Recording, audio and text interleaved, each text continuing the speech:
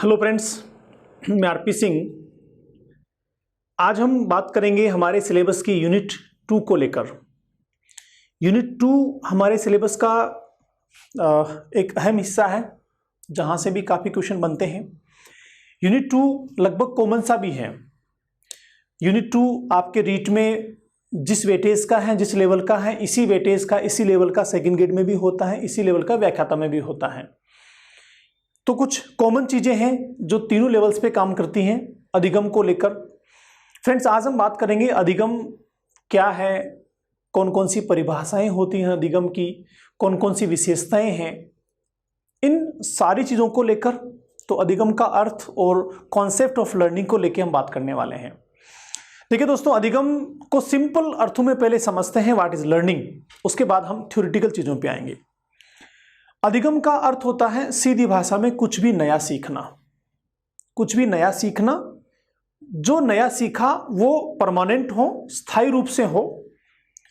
ऐसा अगर कोई परिवर्तन, कोई बदलाव किसी व्यक्ति में या हम में होता है तो मनोविज्ञान में उस कार्य को या उस संक्रिया को, प्रक्रिया को अधिगम कहा जाता है।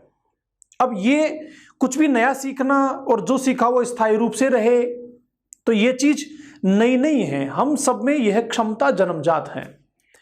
हम मानव में जन्म से ही यह क्षमता है कि हम कुछ भी नई चीज को सीखते रहते हैं, और जो सीखते हैं वो परमानेंट हमारे मस्तिष्क में बनी रहती हैं। बस यही प्रक्रिया जो हम दैनिक जीवन में उठने से लेकर सोने तक दिन भर में पता नहीं कितनी बार करते हैं, जाने अनजाने में ये सब चलता रहता है हमारे मस्तिष्क में, हमारे साथ। इसी प्रक्रिया को कहा जाता है दोस्तों अधिगम, सीखना।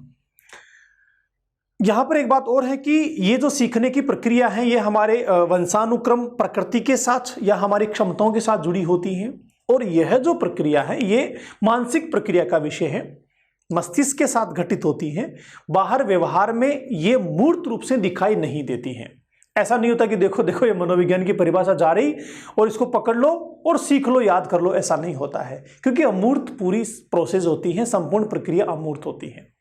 दूसरी चीज, ये जो परिवर्तन हो रहा है, ये जो बदलाव हो रहा है, ये एक प्रक्रिया के रूप में होता है, अचानक घटित नहीं होता।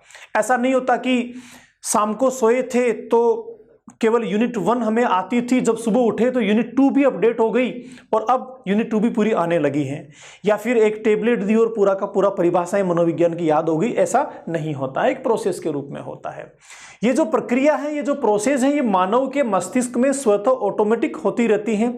जब भी हम किसी नई चीज को देखते हैं तो मस्तिष्क उन नई चीज को विभिन्न ज्ञानेंद्रियों के द्वारा संवेदनाओं के रूप में प्राप्त करता है, और प्राप्त करने के बाद उसका अर्थ निकालता है। जैसा कि हमने पीछे पढ़ा था, अर्थ निकालने के बाद उसको मस्तिष्क में सर्जित कर लेता है, और यह सर्जन अगर परमानेंट होता है, हमारे अनुभव में आ जाता है और उसके कारण व्यवहार में कोई बदलाव आ जाता है, तो यह प्रक्रिया अधिगम कहलाती है, सीखना कहलाता है, जो दैनिक जीवन में लगातार चलता रहता है।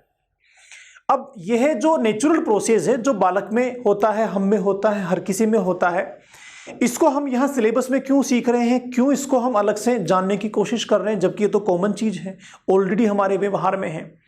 यहां हम इसको इसलिए जान रहे हैं दोस्तों कि शिक्षक होने के नाते हम स्कूल में बच्चों के साथ जो काम करते हैं वो सारा का सारा काम बालकों के बौद्धिक और मानसिक विकास को करने के लिए होता है, बालक के बौद्धिक विकास को करने के लिए होता है।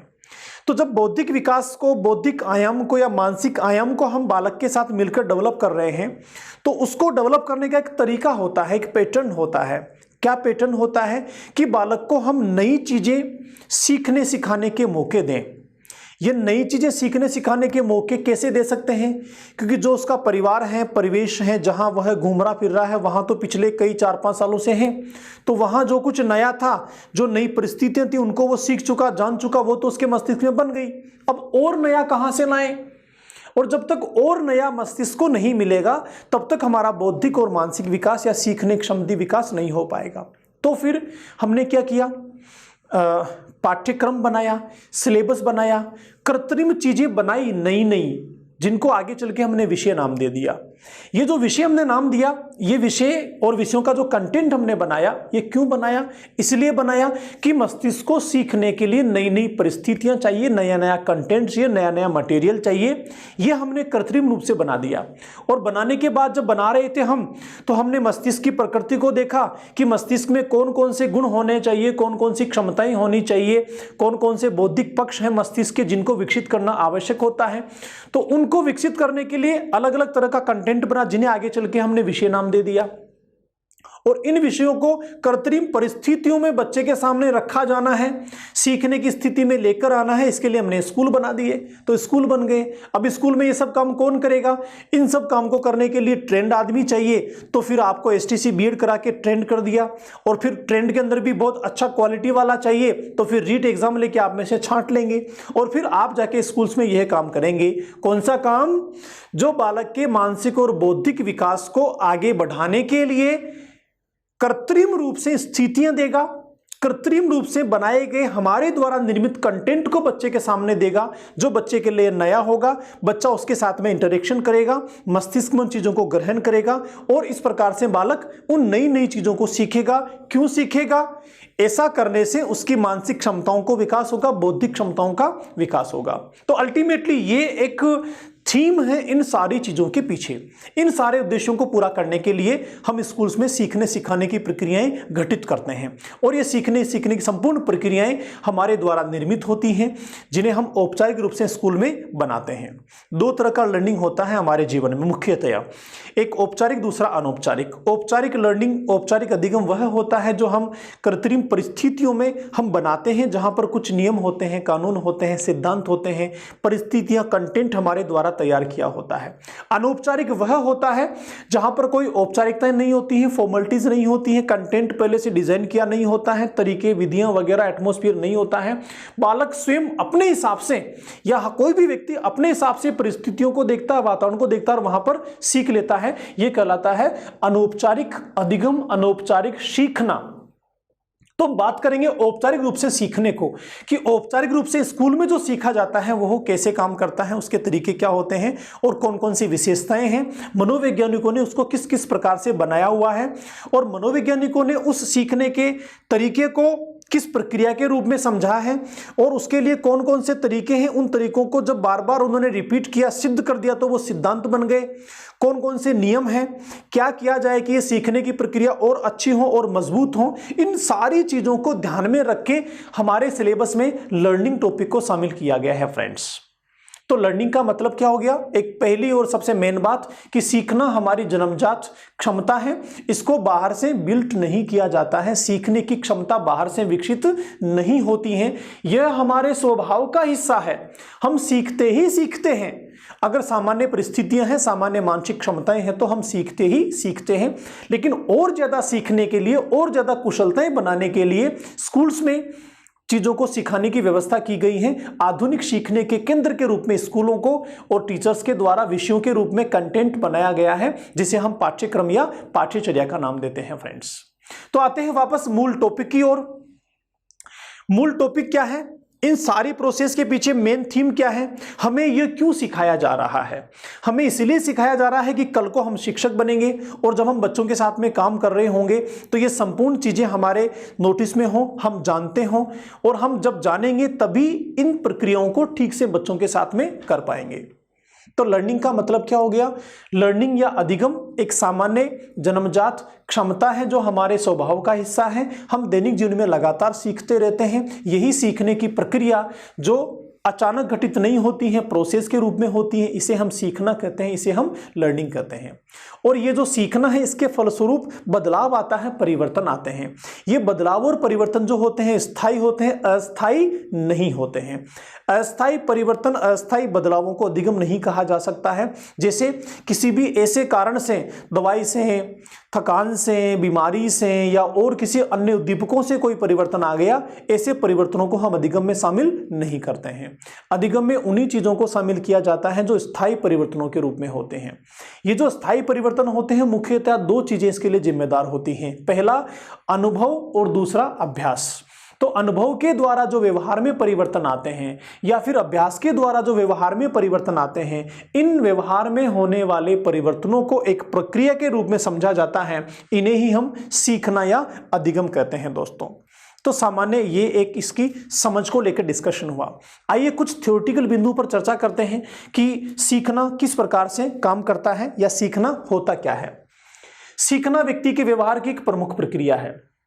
व्यवहार की प्रमुख प्रक्रिया है, इसको अलग से व्यवहार में स्थापित करने की आवश्यकता नहीं होती है, लेकिन स्कूल में टीचर्स के माध्यम से व्यवहार में इसको जोड़ा जाता है ताकि दैनिक व्यवहार में अगर ये प्रक्रिया शामिल होगी तो व्यवहार की प्रक्रिया तो है ही, जो इसमें शामिल हो जाएगी वो व्यवहार के साथ बनने लगेगी और बालक सीखने लगेगा। अधिगम से तात्पर्य व्यवहार या व्यवहार की क्षमता में तुलनात्मक रूप से स्थायी परिवर्तन है जो अभ्यास तथा अनुभव के कारण होते हैं। देखो दो चीजें हैं, व्यवहार या व्यवहार की क्षमता, दो चीजें हैं। देखो व्यवहार या व्यवहार की क्षमता कैसे? आपने बच्चों को गिनती सिखाई 1 से लेकर 5 तक। कल बच्चे को गिनती नहीं आती थी लेकिन आज गिनती आने लगी। कल जब बच्चे को आपने पूछा बेटा गिनती सुनाओ तो बच्चा नहीं सुना पाया, लेकिन आज आपने बच्चे से कहा बेटा गिनती सुनाओ, अब बच्चा गिनती सुना रहा है। तो ये बच्चे के किस में बदलाव आया? बच्चे के व्यवहार में बदलाव आया। किसका? कि अब वो 1 से लेकर 5 तक की गिनती सुना पा रहा है, पहली चीज। दूसरी चीज व्यवहार की क्षमता, अब 1 से लेकर 5 तक की गिनती के माध्यम से वह आगे की गिनती सीखता है। 1 से लेके 5 तक के डिजिट्स के नॉलेज से वह 1 से लेके 5 तक की जो भी व्यवहार की चीजें होती हैं उनको सीखने लगता है, छोटे मोटी संक्रियाएं करने लगता है। अब क्या हो गया? इसके व्यवहार में जो क्षमता है वो नई बन गई। क्या क्षमता बन गई? कि अब अपने व्यवहार में जो भी काम करता है उनमें 1 से लेके 5 तक जो सीखा था ना उसने, यह उसकी नई क्षमता बन गई है। तो दो चीजें हो गई, पहली व्यवहार में बदलाव आ गया, दूसरा व्यवहार की क्षमता में बदलाव आ गया। और यह बदलाव कैसा है? तुलनात्मक रूप से स्थायी है। तुलनात्मक रूप से क्या? कि अब ये आगे एक बार बच्चे ने सीख लिया तो आगे लगातार जीवन भर उसको ये चीज याद रहेगी। तो ये कैसा बदलाव हो गया? स्थायी बदलाव हो गया। देखो एक और मेन बात मैंने आपको पीछे भी बताया था जब हम साइको एनालिटिक थ्योरीज पढ़ रहे थे, जब हम चेतन अचेतन और अवचेतन को समझ रहे थे, तब मैंने कहा था कि कोई भी चीज जो हमारे ब्रेन में चली जाती है, हमारे अनकॉन्शियस में चली जाती है, वो कभी डिलीट नहीं होती है। हम चीजों को भूल जाते हैं। तो भूलने का मतलब क्या हुआ? केवल चेतन में नहीं है, वो चीज अचेतन में तो है, अनकॉन्शियस में है, सिर्फ कॉन्शियस में नहीं है। कैसे? जो ही हम दोबारा रिवीजन करते हैं, उस चीज को दोहराते हैं, तुरंत वापस से वो हमें रिकॉल हो जाती हैं, अर्थात अचेतन से निकलकर वापस चेतन में आ जाती हैं और हम मानते हैं हाँ अब मुझे याद हो गया, मैं जानने लग गया। इसका मतलब वो डिलीट नहीं हुई थी, सिर्फ चेतन से गायब हुई थी कहां पर? अचेतन में थी। तो जो चीज एक बार सीख ली जाती है वो कभी भी हमारे मस्तिष्क से डिलीट नहीं होती है। तो बदलाव तो हो गया, भले ही हमारे चेतन में है या अचेतन में है, और यह बदलाव अब लाइफ टाइम रहना है, इसलिए तुलनात्मक स्थायी परिवर्तन इसको कहा जाता है फ्रेंड्स। और ये किसके कारण होता है? एक अनुभव के कारण, दूसरा अभ्यास के कारण। अनुभव का मतलब क्या? आपने बच्चे को, बच्चा घर में है और घर में रहने के दौरान क्या करता है वह, मान लो घर में खाना बन रहा है और बच्चा छोटा है, उसने देखा कि ये जो लाल रंग की फ्लेम चल रही है, लो चल रही है, बड़ी अच्छी होगी, जाके उसके हाथ लगाता है। उस आग के जो ही हाथ लगाता है, आग के हाथ लगते बच्चा जल जाता है। जलते ही बच्चा, अब समझ में आ गया बच्चे को कि जब भी इसमें हाथ लगाते हैं तो हाथ जलता है और मुझे दर्द होता है, और अब वह समझ गया कि मुझे अब आज के बाद इसमें हाथ नहीं लगाना, और तुरंत अपने हाथ को पीछे खींच लेता है। तो पहले हाथ आग में डाल रहा था लेकिन अब तुरंत हाथ को पीछे खींच रहा है, प्लस ये भी निर्णय कर पा रहा है कि मुझे आगे इसमें हाथ नहीं डालना। तो ये क्या हो गया? उसके व्यवहार में बदलाव आ गया। हाथ उसने पीछे खींचा, ये तुरंत व्यवहार में बदलाव आ गया, और अब दोबारा हाथ नहीं डालता। इसका मतलब ये उसमें बदलाव स्थायी रूप से आ गया। और यह आया कैसे? यह आया उसके स्वयं के अनुभव से। उसको किसी ने कहा नहीं, बताया नहीं, खुद ने आग में हाथ डाला, उसको समझ में आ गया कि यहां जल जाते हैं, पीछे खींचो हाथ को। तो यह बदलाव क्यों आया? अनुभव के कारण आया, एक्सपीरियंसेस के कारण आया, या फिर दूसरा बदलाव अभ्यास के कारण, जहां पर आप कहते हैं कि ये ए फॉर एप्पल आपको बनाना है, आप उसके अंगुली पकड़ के लिखाते हैं, बार बार अभ्यास कराते हैं, उसके बाद बच्चे को बोलते हैं आप खुद 5 बार लिखो बेटा, तो उसने ए फॉर एप्पल लिखना सीख लिया। ये क्या हो गया? अभ्यास के कारण उसके व्यवहार में बदलाव आ गया जो स्थायी रूप से बना रहना है। तो यह कहा जाता है अधिगम। अधिगम के साथ कुछ तथ्य जुड़े हुए हैं, कुछ फैक्टर्स हैं जिनको लेकर अधिगम को हम और बेटर समझ सकते हैं। देखिए, पहला तथ्य क्या है? सीखने की प्रक्रिया में व्यवहार में परिवर्तन अभ्यास तथा अनुभव के कारण होते हैं। रिसेंटली मैंने समझाया, अभ्यास तथा अनुभव के कारण ये परिवर्तन होते हैं। और परिवर्तन कैसे होते हैं? स्थायी रूप से होते हैं। किसमें होते हैं? व्यवहार में होते हैं। और ये सब परिवर्तन एक प्रक्रिया के रूप में होते हैं, प्रोसेस के रूप में होते हैं। अचानक से कोई घटना यहां पर नहीं होती है। दूसरा बिंदु है सर तथ्य में, सीखने में व्यवहार में परिवर्तन तुलनात्मक रूप से स्थायी होता है। हमने पीछे समझा, यह इंगित करता है कि अधिगम में व्यवहार में परिवर्तन लंबे समय तक रहता है। ये जो तुलनात्मक स्थायी परिवर्तन हुआ ना, इससे क्या पता चला कि जो व्यवहार में परिवर्तन होगा वो क्या रहेगा? लंबे समय तक चलता रहेगा। लंबे समय तक कैसे? जैसे एक बार बच्चे ने आग में हाथ डाला, उसको अनुभव हो गया कि अब मुझे आग में हाथ नहीं डालना, अधिगम हो गया, सीख लिया। अब आगे के पूरे जीवन भर वह आग में हाथ नहीं डालेगा। तो यह हाथ नहीं डालने का उसके व्यवहार में जो परिवर्तन आया, ये क्या है? लंबे समय तक रहने वाला है। अब यहां ध्यान देने की आवश्यकता है, दवा, थकान, बीमारी आदि के कारण होने वाले परिवर्तन को सीखना नहीं कहा जाता है। बहुत इंपॉर्टेंट है, यहां से कई बार क्वेश्चन पूछा गया है। व्याख्याता अंग्रेजी में यह क्वेश्चन पूछा गया था कि निम्न में से क्या है जिसको हम अधिगम नहीं कहेंगे, तो वहां ऑप्शन में सही था फटीग, थकान जो होता है। तो दवा, थकान, बीमारी आदि के कारण व्यवहार में कोई परिवर्तन आता है तो वह सीखना नहीं होता है। जैसे दवाई लेने के बाद दवाई के प्रभाव से व्यक्ति का व्यवहार बदल जाता है, या फिर बहुत काम करने के बाद थक जाने से उसका व्यवहार बदल जाता है, बीमारी में बीमारी के प्रभाव से उसका व्यवहार बदल जाता है। तो ये जो व्यवहार बदला, व्यवहार में परिवर्तन आया, हम इसको मनोविज्ञान में अधिगम नहीं कहेंगे।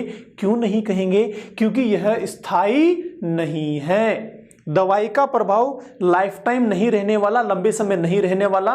दवाई का प्रभाव खत्म हुआ, ये दवाई के कारण आने वाला जो परिवर्तन है ये भी समाप्त हो जाएगा।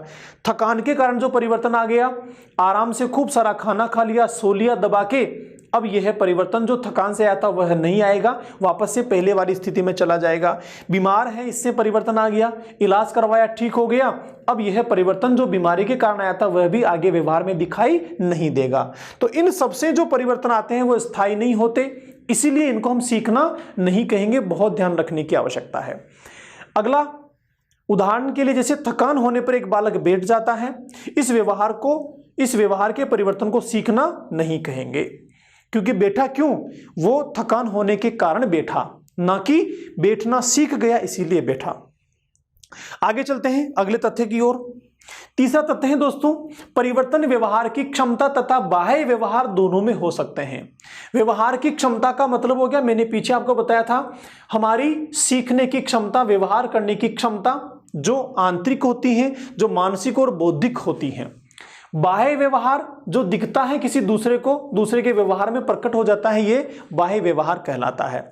एग्जाम्पल से समझते हैं, उदाहरण से समझते हैं। नक्शे का अध्ययन कर एक व्यक्ति अपने मित्र के घर का रास्ता नक्शे में सीख लेता है। पहली स्थिति, यद्यपि वह वहां नहीं जाता, यहां इसे सीखना कहेंगे कि बालक ने मित्र के घर का रास्ता सीख लिया है। मैं फिर रिपीट कर देता हूं। बालक ने नक्शे में देखा कि मैं यहां रहता हूं, यहां से ये अगली गली आएगी, तीसरी गली, चौथी गली, यहां मेरे दोस्त का मकान है। अब वो नक्शे में बता सकता है, तो उसके मस्तिष्क में तो बन गया कि यहां से वहां जाने का रास्ता ये है, लेकिन क्योंकि वहां गया नहीं, इसलिए यह कैसा परिवर्तन है? केवल आंतरिक क्षमता का परिवर्तन है, बाह्य व्यवहार में ऐसा परिवर्तन नहीं हुआ है। इस बात को फिर से आप समझिए।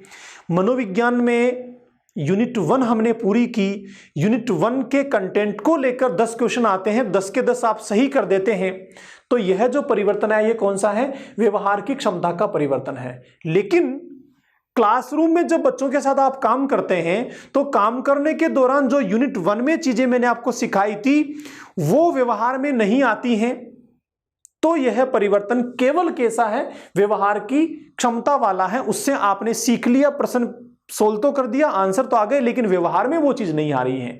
दूसरी स्थिति, जो आपने सीखा उसको क्लास में अप्लाई करते हैं, बच्चों के साथ वैसा ही व्यवहार करते हैं जैसा मैंने आपको सिखाया था, तो ये परिवर्तन कैसा हो गया, ये बाह्य परिवर्तन हो गया जो क्लासरूम में कहीं आपको दिखाई दे रहा है। तो अधिगम में ये दोनों तरीके परिवर्तन हो सकते हैं, आंतरिक क्षमताओं में भी परिवर्तन हो सकते हैं सर, और व्यवहार में प्रकट होने वाले परिवर्तन भी हो सकते हैं, दोनों स्थायी होने चाहिए। अगला पॉइंट इस तथ्य में, व्यवहार में परिवर्तन अनुभव व या अभ्यास के कारण होता है। रिसेंटली मैंने आपको समझाया, अनुभव जो हम खुद प्राप्त करते हैं, अभ्यास जो हम बार बार किसी काम को रिपीट करने के बाद हम प्राप्त करते हैं, दोनों के कारण व्यवहार में बदलाव आ सकता है। उदाहरण के लिए, बालक गर्म स्टोव को छूता है और उसका हाथ जल जाता है, इस अनुभव के बाद बालक पुनः उस स्टोव को नहीं छूता, यह उसके व्यवहार में परिवर्तन आया, इसको हम अधिगम कहेंगे। और यह परिवर्तन कैसे आया, अनुभव के द्वारा आया। बालक ने खुद ने अनुभव करके सीख लिया कि अब मुझे किसी गर्म चीज को हाथ नहीं लगाना है।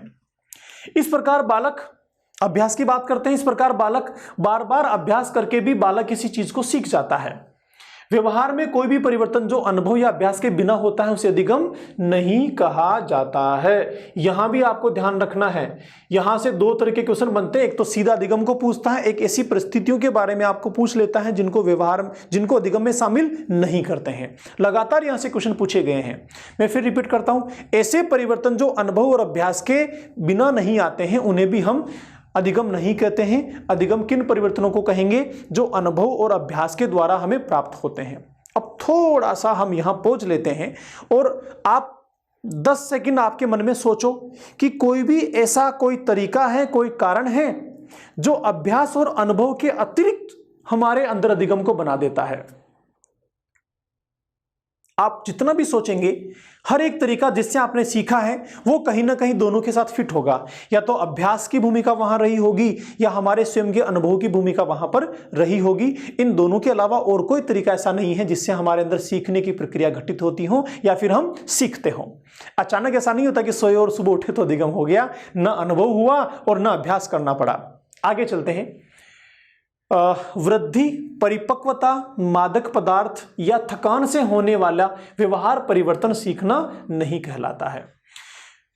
वृद्धि का मतलब क्या हो गया, जैसे बालक छोटे से बड़ा होगा तो छोटे से बड़े होने के दौरान वह चलना शुरू करेगा, बोलना शुरू करेगा। तो बालक ने चलना शुरू किया, बोलना शुरू किया, यह दोनों ही परिवर्तन ना तो अभ्यास से आए और ना अनुभव से आए। किससे आए, बालक में होने वाली वृद्धि के कारण आए, बालक में होने वाली परिपक्वता के कारण आए। इसलिए वृद्धि और परिपक्वता से बालक के व्यवहार में जो परिवर्तन आते हैं उन्हें भी अधिगम नहीं कहा जाता है।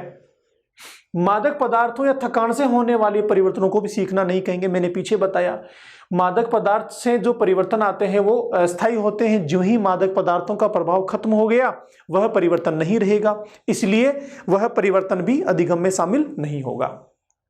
पांचवा तथ्य है, अधिगम एक अनुमानित प्रक्रिया है और निष्पादन से भिन्न है। निष्पादन व्यक्ति का बाहरी व्यवहार और क्रिया होता है।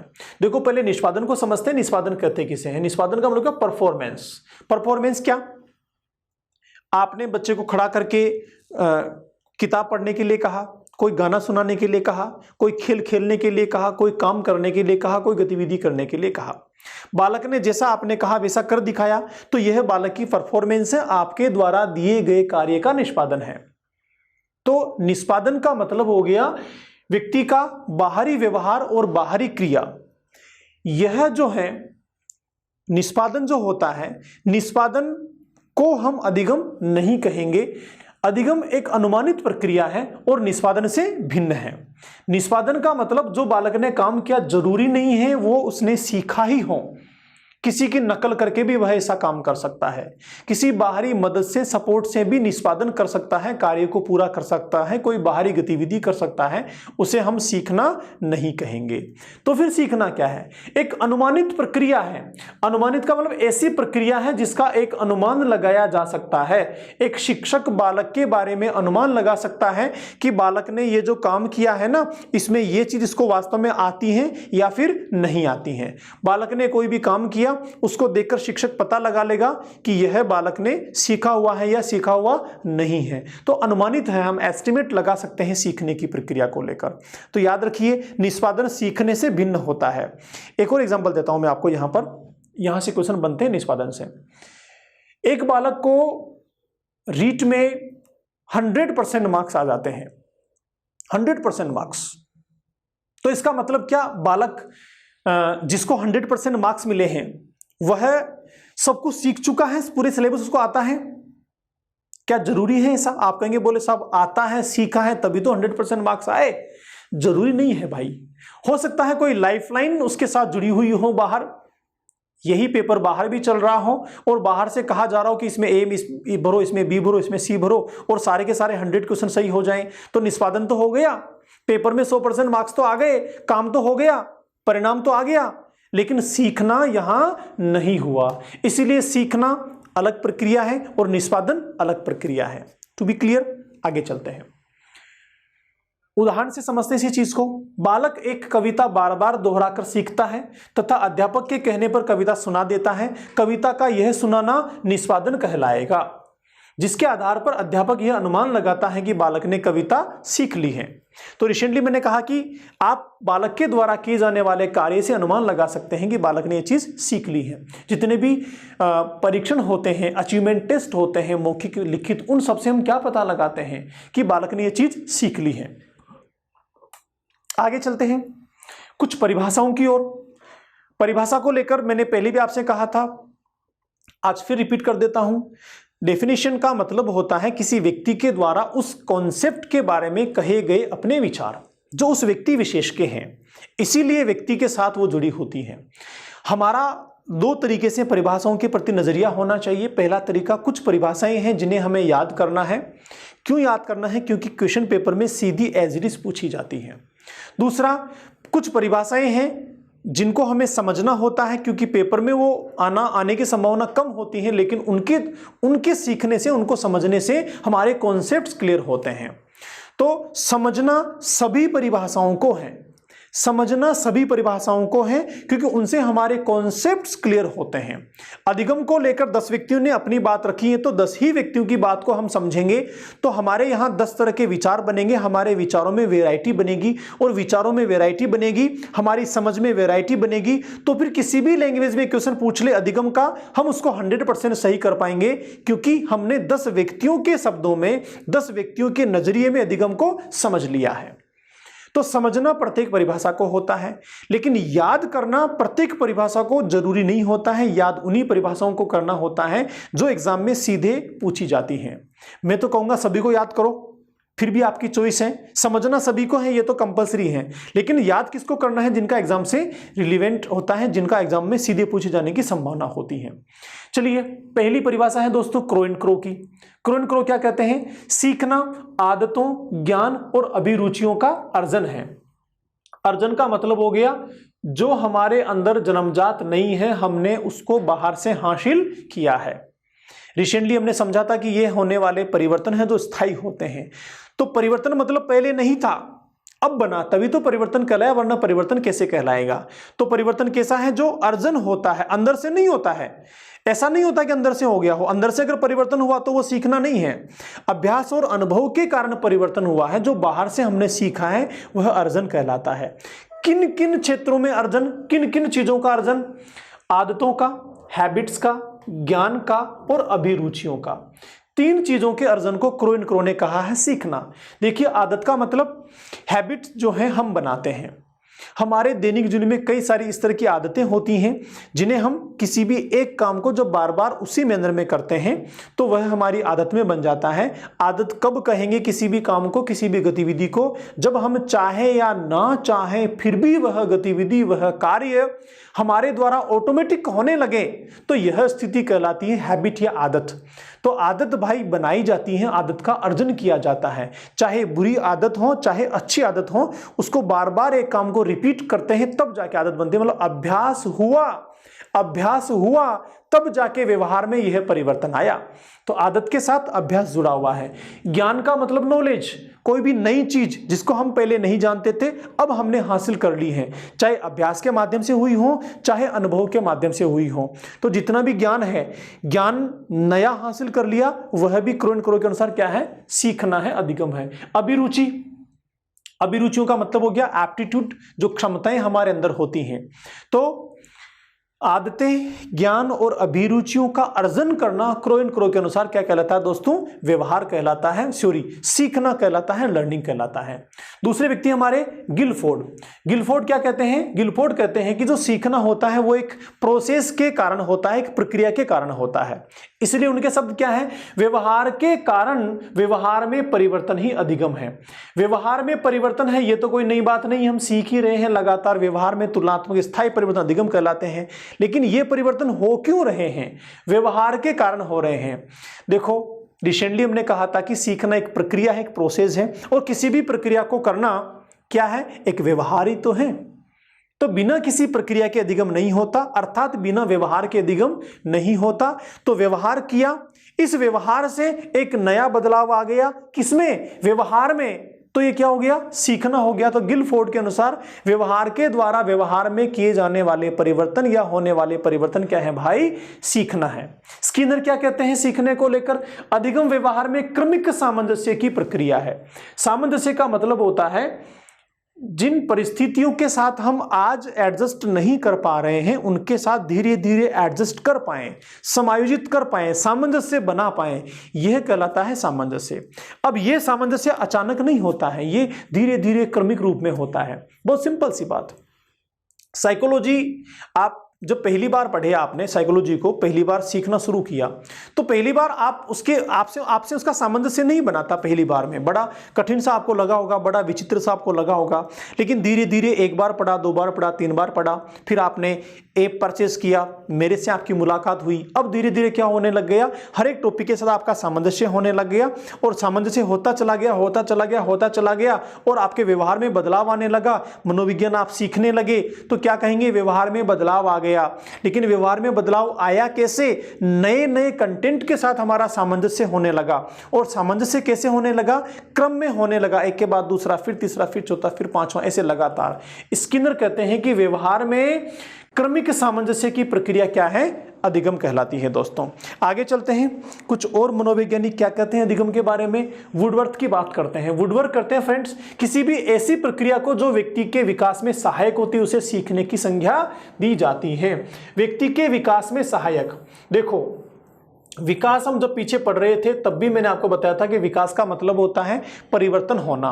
कौन से परिवर्तन, जो उन्नति की ओर होते हैं, क्रमिक होते हैं, लगातार होते हैं और दिखाई देते हैं, प्रकट होते हैं। चाहे वो प्रत्यक्ष रूप से दिखाई दे, चाहे व्यवहार में दिखाई दे, चाहे गतिविधियों में दिखाई दे, उसे हम विकास कहते हैं, विकास की डेफिनेशन में रखा जाता है। तो कोई भी कार्य, कोई भी गतिविधि जो विकास में सहायक होती है उसे वुडवर्थ ने क्या कह दिया है, अधिगम कह दिया है। तो ऐसी प्रक्रिया जो अभ्यास के द्वारा होती हो, अनुभव के द्वारा होती है और किसी तरीके से होती हो, और जिसके कारण हम में कुछ नई क्षमताएं बन रही है, नई कुशलताएं बन रही हैं, या व्यवहार में बदलाव आ रहा है, तो वो कहलाएगा अधिगम। किसके अनुसार, वुडवर्थ के अनुसार। आगे हैं गार्डनर मर्फी। मर्फी साहब क्या कहते हैं, अधिगम शब्द में वातावरण संबंधी आवश्यकताओं की पूर्ति के लिए व्यवहार में होने वाले सभी प्रकार के परिवर्तन सम्मिलित होते हैं। अभी आगे जब हम अधिगम की प्रक्रिया को पढ़ेंगे दोस्तों, तो अधिगम की प्रक्रिया के पीछे, शुरू होने के पीछे जो पहला फैक्टर होता है, कहीं ना कहीं वो मोटिवेशन होता है या फिर हमारी आवश्यकता होती है। जब आवश्यकता होती है, उस आवश्यकता की पूर्ति के लिए हम कोई ना कोई गतिविधि शुरू करते हैं, कोई ना कोई कार्य शुरू करते हैं, और फिर वह कार्य आगे चल के आवश्यकताओं की पूर्ति करता है, और वह अधिगम या सीखना कहलाता है। एक संपूर्ण प्रक्रिया है पूरी की पूरी।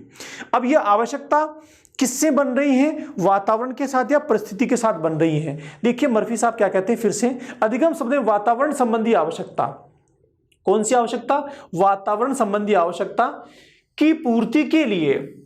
जैसे अभी आपकी वातावरण की आवश्यकता क्या है कि रीट का सिलेबस आपको बहुत अच्छे तरीके से समझ में आ जाना चाहिए, यह वर्तमान के वातावरण में आपकी आवश्यकता है।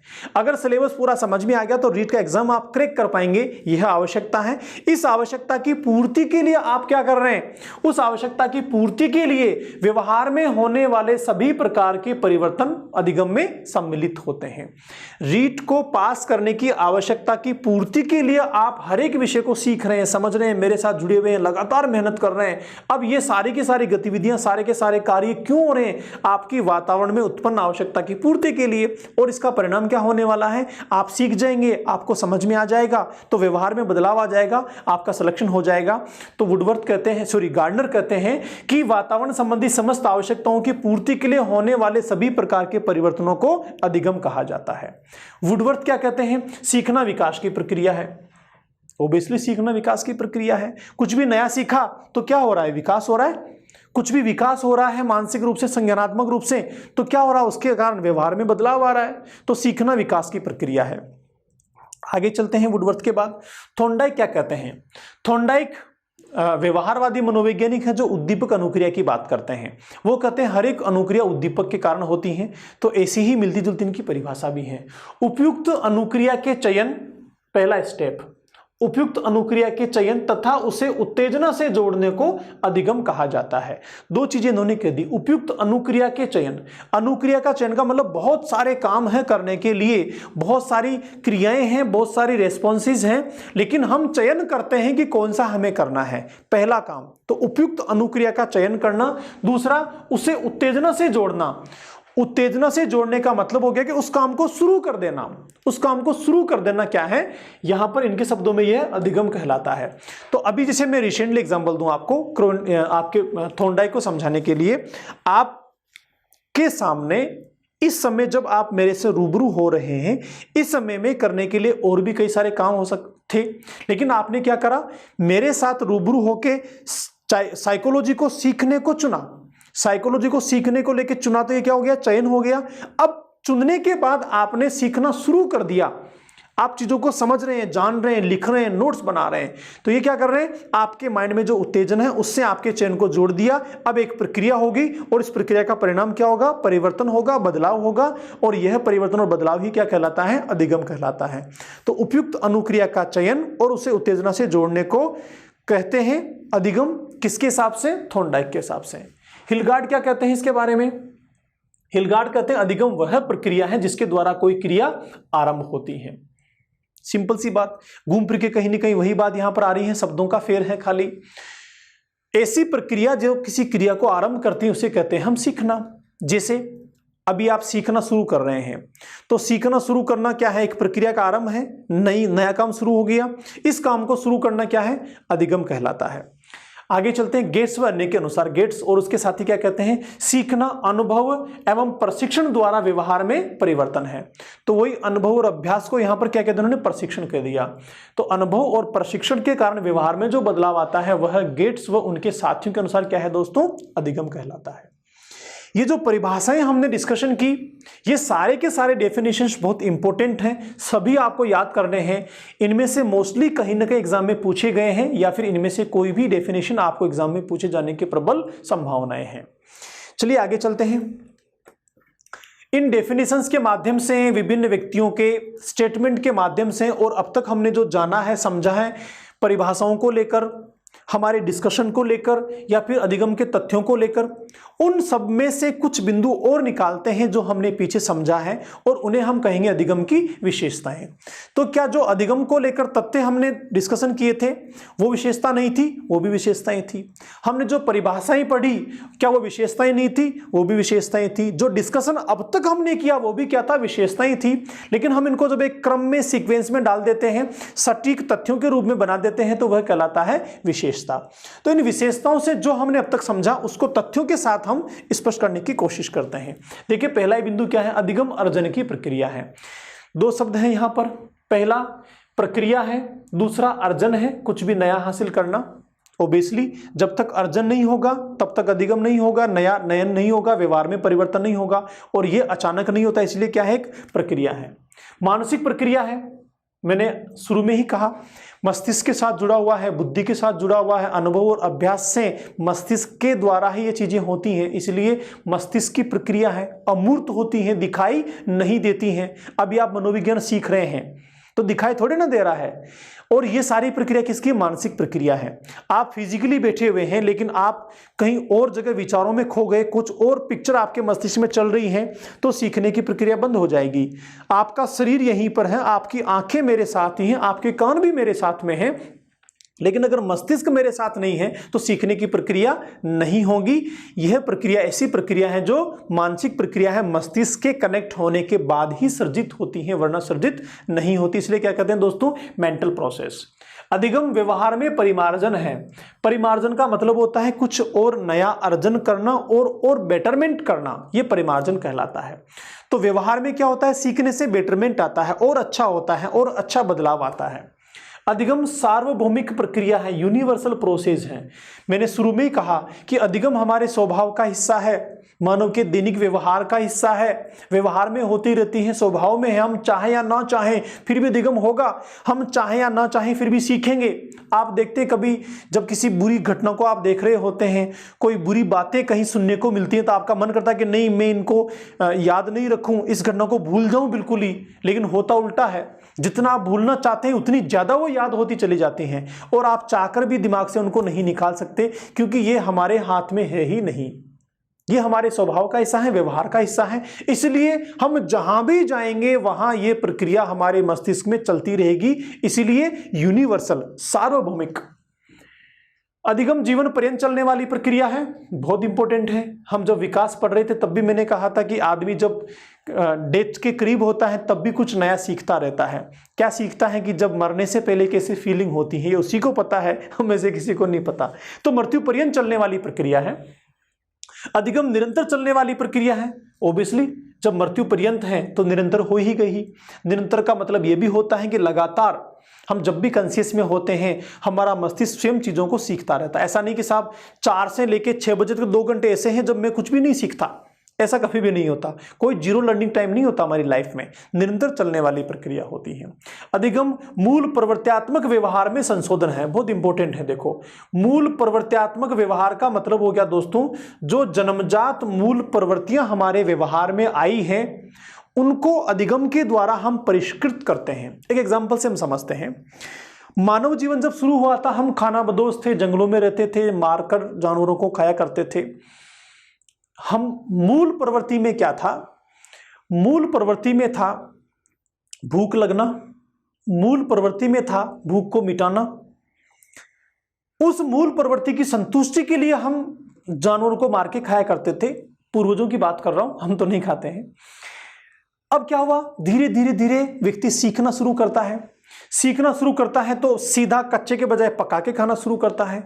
थोड़ा और सीखता है, व्यवहार में और परिमार्जन आता है, तो शाकाहारी और मांसाहारी चीजों में फर्क करना शुरू करता है। थोड़ा और परिवर्तन आता है तो बदलाव लाता है। ऐसे लगातार लगातार सीखते सीखते सीखते क्या हो गया? आज हजारों तरह के डिशेज हैं, व्यंजन हैं, जिनको खाने के लिए हम तैयार हैं, बनाने के लिए हम तैयार हैं। तो एक वो सीन था जब मूल प्रवृत्ति भूख को शांत करने के लिए, मूल प्रवृत्ति भूख को शांत करने के लिए सीधा व्यवहार करते थे, जानवरों को मार के खाने का, कच्चा खाने का। एक आज का समय है, हम जब मूल प्रवृत्ति भूख को शांत करने के लिए विभिन्न व्यंजन रखते हैं, विभिन्न डिशेज हमारे पास में हैं, दुनिया भर के टेस्ट हमने बना लिए हैं। तो उस व्यवहार में और आज के व्यवहार में भूख के संदर्भ में कितने बड़े बदलाव आ गए।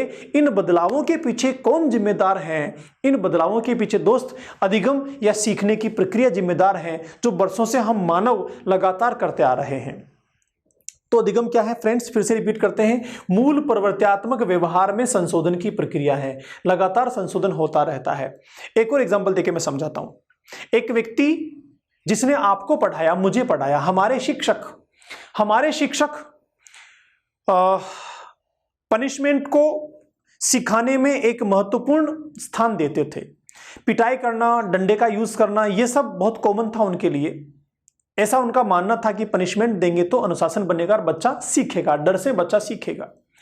लेकिन जैसे जैसे हमने मनोविज्ञान में बच्चे को समझा, बच्चे के सीखने की प्रक्रिया को जाना, बच्चे के बारे में जानने लगे, सीखने लगे, साइकोलॉजी ने अपने अध्ययनों को आगे बढ़ाया, तो हमें समझ में आ गया कि पिटाई करने से अनुशासन नहीं बनता है, बल्कि पिटाई करने से, डर बनने से, भय बनने से अनुशासन बिगड़ता है, बच्चे में अनुशासनहीनता आती है।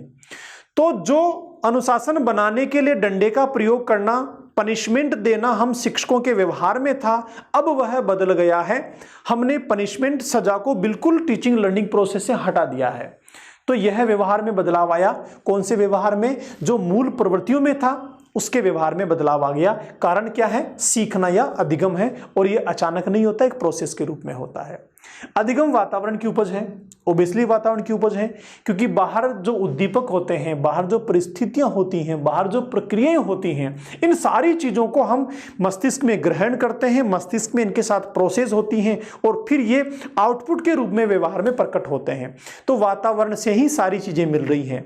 देखो कैसे, अभी आप मेरे साथ जुड़े हुए हैं, मेरी आवाज़ को आप सुन रहे हैं, मेरे बॉडी लैंग्वेज को, मेरे फेस एक्सप्रेशंस को आप देख रहे हैं, कंटेंट को आप देख रहे हैं। तो ये मेरा साउंड, मेरी बॉडी लैंग्वेज, ये कंटेंट, ये सब आपके लिए वातावरण है। इस वातावरण से आपके मस्तिष्क में इनपुट हो रहा है, इनपुट होने के बाद मस्तिष्क में प्रोसेस हो रही है, और प्रोसेस होने के बाद धीरे धीरे आप में अनुभव बन रहे हैं, और ये अनुभव जब आपके व्यवहार में बदलाव लेकर आएंगे तो वो अधिगम कहलाएगा। इस प्रकार वातावरण की उपज कहलाता है अधिगम। आगे चलते हैं। नेक्स्ट फ्रेंड्स, अधिगम बुद्धि में विकास की प्रक्रिया है। आप याद करो, पिछली क्लास में मैंने कहा था कि बुद्धि जन्मजात हमें प्राप्त होती हैं, वो मात्रात्मक रूप से नहीं बढ़ती हैं, लेकिन बुद्धि के सहयोग से जब हम बौद्धिक कार्य करते हैं, उन बौद्धिक कार्यों के द्वारा हम नए नए कार्य सीखते हैं, नए नए अनुभव हम लोगों को प्राप्त होते हैं, और व्यवहार में बदलाव आता है, तो हम सामान्य क्या कह देते हैं? बुद्धि का विकास हो गया। तो यह बुद्धि का विकास होना या हमारे कामों में दक्षता आना, व्यवहार को और परिष्कृत होना, परिष्कृत करना, इन सब के लिए कौन जिम्मेदार है? अधिगम जिम्मेदार है। इसलिए कह दिया अधिगम बुद्धि में विकास की प्रक्रिया है। अधिगम अनुभवों में संगठन है, बहुत इंपॉर्टेंट चीज है। आप मेरे साथ लगातार हैं। पहली क्लास में जो सीखा वो एक अनुभव के रूप में आप में बना, फिर दूसरी क्लास में, फिर तीसरी क्लास में, फिर चौथी क्लास में, से लगातार सीखते सीखते सीखते हमने 30 क्लासेस की, और 30 क्लासेस में यूनिट 1 पूरी हुई, और अब यूनिट 1 से संबंधित क्वेश्चन आंसर जब आप करेंगे तो आपको अब तक जो लगातार अनुभव मिला वह संगठन के रूप में आपके मस्तिष्क में बना, और वह व्यवहार में बदलाव लेके आ रहा है। तो यह अनुभव संगठन के रूप में हमारे अचेतन और चेतन में बने रहते हैं। अधिगम खोज है। खोज का मतलब कुछ भी नया हासिल करना। जब अर्जन है, कुछ नया सीख रहे हैं, तो खोज हो ही गई ना अपने आप। जो चीज पहले नहीं थी अब हमने प्राप्त कर ली, वह खोज है। तो अधिगम से जो अनुभव मिले हमें, अनुभव के साथ जो बदलाव आए, ये पहले नहीं थे अब आ गए, इसलिए क्या है? अधिगम खोज है। अधिगम सृजनात्मक है। सृजनात्मक का मतलब होता है कुछ नया सृजन करना, कुछ नई रचना करना, कुछ नया बना देना। तो जो सीख रहे हैं वो भी क्या है? नया सृजन है, पहले तो नहीं था, इसलिए सृजनात्मक कहते हैं इसको। विवेकपूर्ण प्रक्रिया है। विवेकपूर्ण प्रक्रिया का मतलब, देखो विवेक क्या है, पहले विवेक समझते हैं।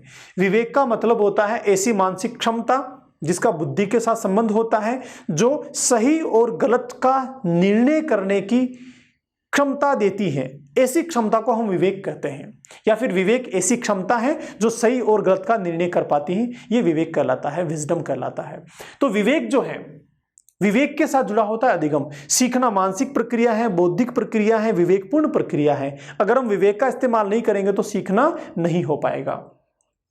अधिगम उद्देश्यपूर्ण प्रक्रिया है, बहुत इंपॉर्टेंट चीज है। बिना उद्देश्य के अधिगम नहीं होता है। आप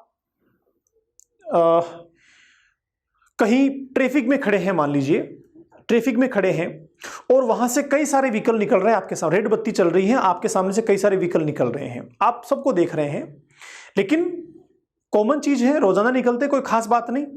आपने किसी के नंबर नोट नहीं किए, किसी को देखा नहीं कौन सी गाड़ी थी, कौन से रंग की थी, कुछ नहीं, सब चल रहे नॉर्मली। उसी समय क्या होता है कि एक स्पेशल गाड़ी आती है जो बहुत लंबी है, डार्क गहरे लाल रंग की है, चमचमाती हुई है, बहुत स्पीड में आ रही है। जो इसको देखा तुरंत उसको देखते अचानक से आप में अटेंशन आया और आपने उसको देखा, वाह यार कितनी बढ़िया गाड़ी है। जो ही आपने बढ़िया देखा, अब आपके माइंड में एक विचार, यार नाम देखें कौन सी कंपनी की है, कौन सी कार है। अब आपका उद्देश्य क्या हो गया कि उसको उसके मैन्युफैक्चरिंग कंपनी को देखना आप चाह रहे हैं, किस कंपनी की कार है, किस नंबर की कार है, ये देखना चाह रहे हैं। अब आपने उसको ध्यान से देखा और ध्यान से देखने के बाद क्या हुआ, आप में जो देख रहे थे उसमें अधिगम शुरू हो गया। इससे पहले भी आप देख रहे थे, इससे पहले भी व्हीकल्स निकल रहे थे, लेकिन पहले आपने किसी भी कार की कंपनी को नहीं देखा क्योंकि उद्देश्य नहीं था। लेकिन ये कार क्योंकि स्पेशल आपको लगी, आपकी रुचि इसमें बनी, उद्देश्य बन गया, इसलिए आपने उसकी मैन्युफैक्चरिंग कंपनी को देखा और सीख लिया, याद कर लिया। घर आने के बाद आपसे पूछते हैं कि जब आप ट्रैफिक में थे तो कौन कौन सी कंपनी की गाड़ियां निकली, आप कहेंगे मुझे नहीं पता। आपसे पूछते हैं कि सबसे अच्छी गाड़ी कौन सी थी, आप बोलेंगे हाँ वो जो गाड़ी थी ना BMW वाली, वो बहुत अच्छी थी। वो क्यों आपको याद हो गया, क्योंकि उसको जानने के पीछे आपका उद्देश्य था। तो सीखने की जो प्रक्रिया होती है किसी न किसी उद्देश्य को लेकर प्रारंभ होती है, इसलिए उद्देश्यपूर्ण प्रक्रिया इसको कहा जाता है। अधिगम स्थायी परिवर्तन है, पीछे हमने जान लिया था। अधिगम परिपक्वता में सहायक है, बहुत इंपॉर्टेंट चीज है। परिपक्वता शारीरिक भी होती है, मानसिक भी होती है, बौद्धिक भी होती है, संवेगात्मक भी होती है। बालक के विकास के सभी क्षेत्रों में परिपक्वता होती है। तो जो बौद्धिक पक्ष होता है, मानसिक पक्ष होता है, इसमें हम लगातार सीखकर परिपक्वता को बनाते हैं। एक बालक चलना अपने आप सीख जाएगा, लेकिन तैरना शायद अपने आप नहीं सीखे। तैरना सीखने के लिए उसको अभ्यास करना होगा। तो अभ्यास करने के बाद अब वो तैरना सीख गया, तो यह क्या हो गया, उसकी परिपक्वता में सहायक हो गया। अब वो कभी पानी में गिर जाता है तो आसानी से तैर के आगे जा सकता है। तो और मैच्योरिटी लाने में क्या होता है, अधिगम सहायक होता है। अधिगम समायोजन में सहायक है, बहुत इंपॉर्टेंट चीज है। समायोजन एक ऐसा कॉन्सेप्ट है साइकोलॉजी में जो बहुत इंपॉर्टेंट रखता है, बहुत इंपॉर्टेंस रखता है। जिसमें समायोजन की क्षमता है, वो जीवन में हमेशा खुश रहता है, बहुत आगे जाता है। तो समायोजन कब होगा, जब अधिगम होगा। अधिगम के द्वारा ही समायोजन की प्रक्रिया घटित होती है। हम परिस्थितियों को जानते हैं, समझते हैं, तो फिर जानने समझने के बाद परिस्थितियों के अकॉर्डिंग हम अपने आप को ढालने लगते हैं। जब ढालने लगते हैं तो आगे चल के परिणाम समायोजन हो जाता है। अधिगम लक्ष्य की पूर्ति में सहायक होता है। अभी आपका लक्ष्य है रीट में सिलेक्शन होना, इस लक्ष्य की पूर्ति कैसे होगी भाई, अधिगम करेंगे तभी होगी ना। तो अधिगम लक्ष्य की पूर्ति में सहायक। अधिगम का क्षेत्र विस्तृत और व्यापक होता है। अभी हमने पीछे पढ़ा सार्वभौमिक होता है, निरंतर चलता है, मृत्यु पर्यंत चलता रहता है, तो विस्तृत हो गया ना, व्यापक हो गया ना। अधिगम का स्थानांतरण होता है, बहुत इंपॉर्टेंट चीज है, लर्निंग ट्रांसफर। अधिगम का स्थानांतरण, अधिगम के स्थानांतरण का मतलब होता है किसी एक परिस्थिति में या एक विषय वस्तु के बारे में सीखा गया ज्ञान जब अन्य किसी विषय वस्तु में या फिर अन्य परिस्थिति में काम आने लगता है, तो इस मानसिक प्रक्रिया को कहा जाता है अधिगम का स्थानांतरण, लर्निंग ट्रांसफर। अभी आप रीट में सिलेक्शन के लिए मेरे साथ साइकोलॉजी सीख रहे हैं। अब रीट में आपका सिलेक्शन हो गया, लेकिन आपने मेरे साथ जो चीजें सीखी, यही चीजें जब आपके व्याख्याता के एग्जाम में काम आने लगती हैं तो आप कहेंगे लर्निंग ट्रांसफर। ये कहलाता है लर्निंग ट्रांसफर। अधिगम की एक प्रकृति होती है, अधिगम का ट्रांसफर होता रहता है। अधिगम विकास है, पीछे पढ़ा हमने। अधिगम अनुकूलन है, कंडीशनिंग है, अडाप्टेशन है, समायोजन भी है। अधिगम नया कार्य है, बिल्कुल नया कार्य है। कुछ भी नया कर रहे हैं तभी तो नया होगा, तभी तो व्यवहार में परिवर्तन होगा। अधिगम सीखना है, पढ़ा अपने पीछे। अधिगम सक्रिय है, क्योंकि प्रोसेस है, निष्क्रिय होंगे तो अधिगम नहीं होगा। अधिगम कब होगा, जब मानसिक रूप से हम सक्रिय होंगे। अधिगम की विशेषताओं के साथ 2-3 विशेष चीजें हैं जिनको आपको ध्यान रखना है, जहां से क्वेश्चन सीधा पूछ लिया जाता है। वही चीजें हैं, हम उनको रिपीट करके दोबारा से रिपीट कर रहे हैं ताकि हम कभी भूलें नहीं। परिपक्वता इत्यादि से व्यवहार में परिवर्तन अधिगम नहीं है। पीछे पढ़ा हमने, मैच्योरिटी के कारण होने वाले परिवर्तन अधिगम नहीं होता है।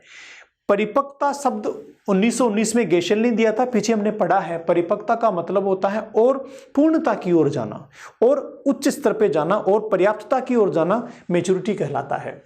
तो परिवर्तन जो परिपक्वता के कारण हो रहे हैं उन्हें हम अधिगम नहीं कहेंगे। परिपक्वता अधिगम में सहायक होती है परंतु अधिगम नहीं होती है, बहुत ध्यान रखने की आवश्यकता है। आपसे पूछ लें परिपक्वता अधिगम में सहायक है, तो आंसर क्या होगा, हाँ। परिपक्वता अधिगम है, तो आंसर होगा नहीं। परिपक्वता के कारण व्यवहार में बदलाव आ रहे हैं, तो आंसर होगा हाँ। परिपक्वता क्या व्यवहार में आने वाले बदलावों में सहायक है, तो आंसर होगा हाँ, लेकिन पहली स्थिति में अधिगम नहीं है, दूसरी स्थिति में अधिगम है। तो याद रखिए, परिपक्वता के कारण व्यवहार में जो बदलाव आते हैं वो अधिगम नहीं होते हैं, लेकिन परिपक्वता अधिगम में सहायक होती है। कैसे? जिस लेवल से मैं आपको सिखा रहा हूं, इस लेवल से मैं अगर 5वीं के बच्चों को सिखाना शुरू करूं तो वो इस बात को नहीं समझ पाएंगे, नहीं सीख पाएंगे, लेकिन आप सीख पा रहे हैं क्योंकि आप 5वीं के बच्चों की तुलना में ज्यादा परिपक्व हैं, ज्यादा मैच्योर्ड हैं। तो यहां जो परिपक्वता का उच्च स्तर आया, यह सीखने में सहायक है। जिसे बच्चे का चलना उसकी परिपक्वता को प्रदर्शित करता है, न कि अधिगम की प्रक्रिया को। मैंने पीछे भी एग्जांपल देकर समझाया। अधिगम में व्यवहार में परिवर्तन लंबे समय तक रहता है। दवा, थकान, बीमारी आदि के कारण होने वाले परिवर्तनों को अधिगम नहीं कहा जाता है। ये चीजें लगभग हम आज के सेशन में 3 बार रिपीट किए हैं, क्योंकि यहां से सीधा क्वेश्चन पूछ लिया जाता है।